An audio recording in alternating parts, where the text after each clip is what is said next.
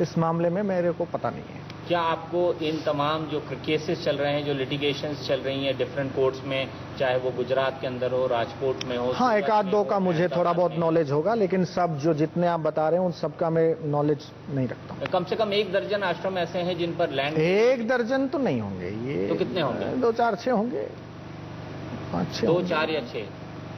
अब ये फिर वही बात करते हैं आप, 4, 6 होंगे, कोई 1 दर्जन थोड़ी होंगे, 4, 6 होंगे, 4 भी हो सकते, 2 भी हो सकते, 6 भी हो सकते, 1 दर्जन तो नहीं। एक अंग्रेजी में कहावत है, seizures wife should be above all doubts, यानी कि जो व्यक्ति सच से जुड़ा हुआ हो उसको सभी डाउट या सभी संदेह से ऊपर होना चाहिए। क्या आप इसको मानते हैं और आपको नहीं लगता कि आश्रम को इन तमाम आरोपों और इन तमाम संदेहों से ऊपर होना चाहिए? देखिए, ये कलयुग है और इस कलयुग में सभी लोग, देखिए ये बात एकदम सच्ची है कि आज का समय ऐसा है कि दूसरे के सुख से सुखी होने वाले लोग तो कम है, लेकिन दूसरे के दुख से दुखी होने वाले लोग कम है, लेकिन दूसरे के सुख से जलने वाले और दुखी होने वाले लोग आज ज्यादा हैं।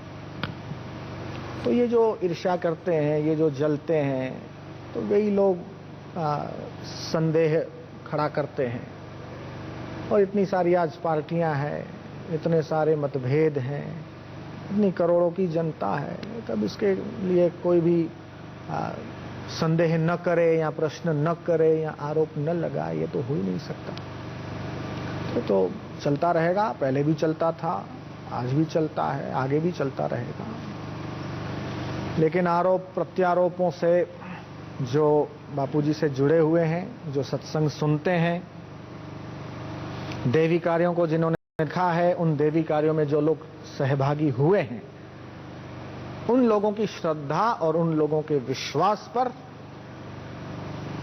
तनिक भी फर्क नहीं पड़ सकता, ये मेरा दिल कहता है। और ये मैंने हजारों लोगों से पूछा भी है, भाई क्या जो लग रहा है आपने देखा, जो अखबारों में पढ़ा, उससे उनके चित्त पे कोई फर्क नहीं है, सब लोग जानते हैं। मैं कुछ आखिरी में बड़े सीधे सवाल करना चाहता हूँ, क्या आप अपने आप को भगवान या भगवान का अवतार मानते हैं?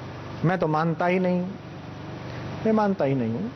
लेकिन अगर कोई जैसे लोकल बातचीत में भी कोई किसी को फोन पे बात करता है या वैसे बात करता है, तो प्रभु जी, भगवान, तो इधर भी आश्रम में जो समिति के लोग आते हैं, वहां भी एक दूसरे में भगवान भगवान करके बात करते हैं। लेकिन आप व्यक्तिगत तौर पर? मैंने तो आज तक कभी नहीं कहा कि भाई मैं भगवान हूँ, कि मैं ईश्वर का अवतार हूँ, या मुझे भगवान मानो आप लोग, या आप लोग भगवान कहो। कोई भी ऐसा कहे तो ये उसकी अपनी इच्छा है। आपको मैं कहूँ प्रभु जी, तो इससे आप प्रभु तो नहीं हो गए, लेकिन कई लोगों का नाम भी होता है प्रभु। हाँ, कई लोगों का नाम भी होता है, भगवान दास नाम होता है, या जगन्नाथ होता है, तो क्या जगन्नाथ हो गए क्या? आपका नाम भी नारायण है, नारायण का मतलब होता है विष्णु। हाँ, तो ऐसा नाम, तो क्या रावण रखूं मैं अपना नाम?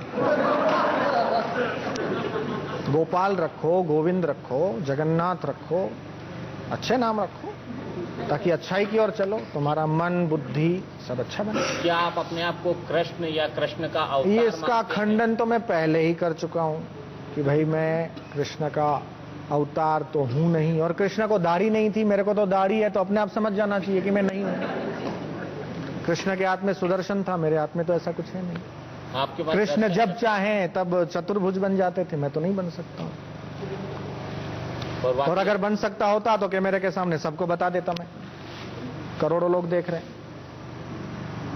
ठीक है नारायण साहब जी, एक आखिरी सवाल आपसे जानना चाहूंगा, फिर आखिरी में आपसे वही जानना चाहता हूं कि आखिरकार आश्रम इतने संकट में, इतने आरोपों में क्यों? आश्रम संकट में नहीं है, आश्रम को संकट में डालने वालों का ये इरादा है। आश्रम संकट में महसूस हो रहा है, संकट में लग रहा है, लेकिन आश्रम संकट में तो तब होता जब भक्तों की श्रद्धा संकट में आ जाती, वे लोग हिल जाते, वे लोग गालियां देते, वे लोग हमको पत्थर मारते। आज मैं कहीं भी घूमता फिरता हूं, मुझे कोई डर नहीं है।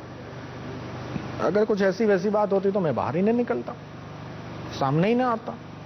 आज लाखों लोगों के बीच में घूमता हूं, फिरता हूं, कोई ऐसी बात नहीं है। लेकिन संकट में इसको लाने की जिनकी साजिश है, उन साजिशकर्ताओं को सामने लाना चाहिए, उनका इन्वेस्टिगेशन होना चाहिए, उनकी जांच होना चाहिए और वो क्या चाहते हैं वो सामने आना चाहिए। लोगों को पता चलना चाहिए कि ये आखिर जो लोग आरोप लगा रहे हैं भी लोग आरोपों को खड़े भी कर रहे हैं, उन लोगों के साथ भी इनका कहीं ना कहीं हाथ होना चाहिए।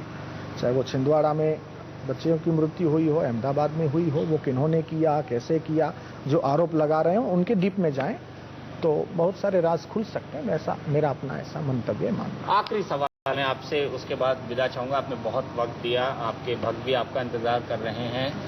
क्या नारायण साईं ये मानते हैं दिल में कि कहीं आश्रम या आप या उसके अंदर जो कुछ चल रहा है उसके चलते आपके अंदर एक गिल्ट कॉन्शियस है, आपके अंदर एक कॉन्शियस है जो आपको कहीं अंदर से कचोटता है, मन के अंदर कचोटता है? आप पर आरोप लग रहे हैं, आप तांत्रिक हैं, आप गलत काम करते हैं, आप लैंड ग्रेबिंग करते हैं। भाई डॉक्यूमेंट्स देखिए अंतरात्मा तो मेरा बिल्कुल शांत है, अंतरात्मा मुझे बिल्कुल नहीं कचोटता है, मैं बिल्कुल शांत हूँ, मैं प्रसन्न हूँ, मैं आनंदित हूँ। लेकिन मुझे सिर्फ दुख इस बात का होता है कि जो लोग इस प्रकार संतों को सताते हैं या जो लोग इस प्रकार का षड्यंत्र बनाते हैं और बदनाम करने की कोशिश करते हैं, उनकी क्या दुर्गति होगी, कौन से नरकों में जाएंगे, उनको क्या कैसा फल मिलेगा, उनको सोच के मेरे को थोड़ा होता है कि वे लोग क्यों अपना समय और लोगों का समय खराब कर रहे हैं।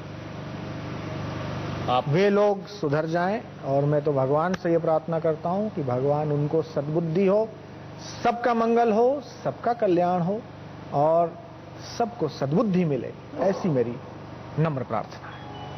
नारायण साईं जी, आपने हमारे कई सवालों का जवाब दिया, कई सवाल कठिन भी थे, लेकिन आप बोले और आपने स्टार न्यूज़ के सामने, देश के सामने अपना पक्ष रखा। इसके लिए आपका बहुत बहुत शुक्रिया। आप सभी का धन्यवाद, आप सभी का आभार। तो नारायण साईं जी ने बड़ी बेबाकी से हमारे सवालों के जवाब दिए हैं। मेरे ख्याल से उनका ये पहला इंटरव्यू है जो इतना लंबा चला है और जिसमें उन्होंने किसी भी मुद्दे से बात करने में कोई भी हिचक नहीं रखी है। मैं आपको वापस लिए चलता हूँ दिल्ली के स्टूडियो।